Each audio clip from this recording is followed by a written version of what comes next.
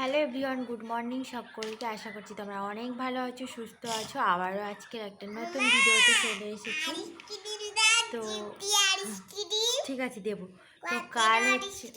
তো কালকে তো বিয়ে বাড়ি থেকে এসেছি প্রায় 12টা নাগাদ। তো ভিডিও তেমন শ্যুট করতে পারিনি, তোমরা আগের ভিডিওতে দেখতেই পেয়েছো, কারণ খুব জ্যাম ছিল। বিয়ে বাড়িটা প্রচুর মানে প্রচুর আইটেম ছিল, তো প্রচুর লোকের, তো সেই কারণে এতটাই জ্যাম ছিল। বিয়ে বাড়িতে প্রচুর লোকজন, আমি খাওয়ারও পর্যন্ত টাইম পাচ্ছি না। ফোনটা তো কি বের করবো, ফোনটা যতটুকুনি বের করেছি জ্যাম ছিল, সেই কারণে আর কি কোনো ভিডিও তেমন শ্যুট করতে পারিনি। তো এই কারণে আর কি এসেছি প্রায় 10:30 ট্রেনে সোনারপুর থেকে, আর এসে মাত্র খেয়ে নিয়ে আর ঘুমিয়েছি। তখন বাজে 12:30।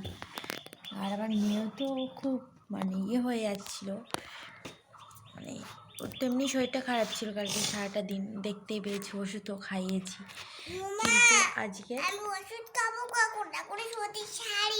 একটু পরে।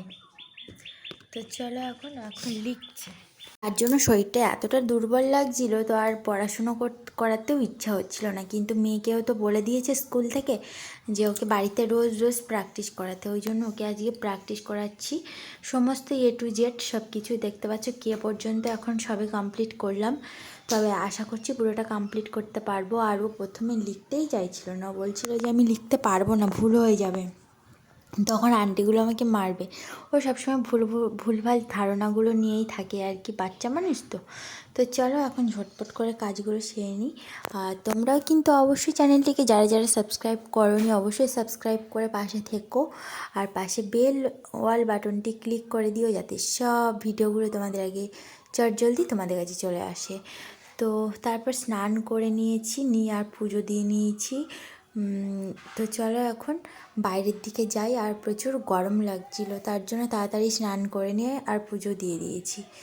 তো এখন রান্না বান্না বলতে এই দেখো বাজার থেকে অনেক টমেটো নিয়ে এসেছে, আর নিয়ে এসেছে নদীর নোনা মাছ। তো এই মাছগুলো কেটে আর রান্না বান্না করব, ওই কারণে জন্য আগে স্নান করলাম, করে পুজো দিয়েছি, তারপরে ভাত বসিয়ে দিয়েছি ওপাশটাতে। আর এপাশে এবার মাছ ভাজবো, সবজি কাটবো আর রান্না করব। তো সকাল থেকে তেমন কিছু খাইনি, তার জন্য প্রচুর পরিমাণে খিদেও পেয়ে গেছিলো। ওই জন্য আর কি এমন একটা অবস্থা হচ্ছে যে কিছু খাইনি, তো সেই কারণে মনে হচ্ছে যে আমার কোনো কাজই করতে ইচ্ছা করছে না। এত খিদে হলে পেয়েছি, খুব পেট জ্বালা করছিল। তারপর বিকেলে খাওয়া দাওয়া সেরে একটু রেস্ট নিয়ে তারপর কচুর শাক কাটতে বসেছি। কচুর শাকগুলো বৌদি আমাদের দিয়ে গেছিলো, বললো যে একটু ছোলা দিয়ে বানিয়ে আমাকেও দিও। সেদিনও বৌদি বানিয়ে আমাকে দিয়েছিল, তো আজ আমি বৌদিকে বানিয়ে দেবো। তো জানি না কতটা কী হবে, এখন 5টা বাজে। আর কচুর শাক কাটতে কাটতে আমার একটু লেট হয়, কারণ কচুর শাকের গোড়ার আঁশগুলো আমি ফেলে দিই, যদিও বা আগার আঁশ সেগুলো ফেলি না। তো কচুর শাক কে কে খাও আমার মতো অবশ্যই কিন্তু কমেন্ট বক্সে জানাবে, আর একটা করে লাইক চাই কিন্তু।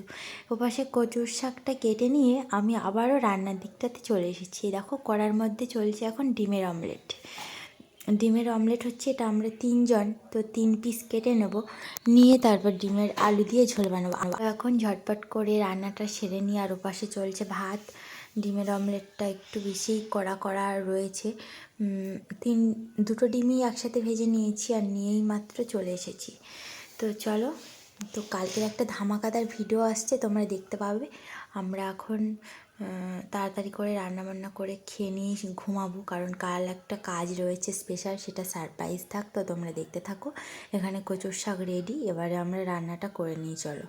আর এখানে ছোলাও ভেজানো রয়েছে। তো টাটা, দেখা হচ্ছে কালকের একটা ছোট্ট সুন্দর ভিডিওতে। আজকের মতো টাটা।